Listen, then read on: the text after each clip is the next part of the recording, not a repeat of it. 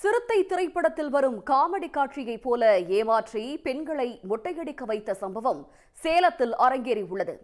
Corona தொற்றில் இருந்து தப்பிக்க மொட்டையடித்துக் கொள்ள வேண்டும் என்றும், அப்படி மொட்டையடித்துக் கொண்டால் அரசு உதவித்தொகையாக 15,000 ரூபாய் தருவதாக ஊர் மக்களை ஏமாற்றிய மர்ம நபர் சிக்குவாரா? எஃப்ஐஆரில் தொடர்வது சிறிய இடைவேளை.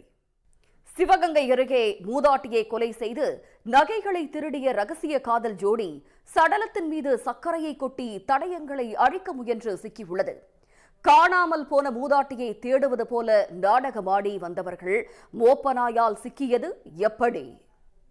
மதுரையில் உலக புகழ்பெற்ற மீனாட்சி அம்மன் கோவிலுக்கு சொந்தமான 60 கோடி ரூபாய் மதிப்பிருக்கும் நிலம் போலி ஆவணங்கள் மூலமாக மோசடி செய்யப்பட்டுள்ளது.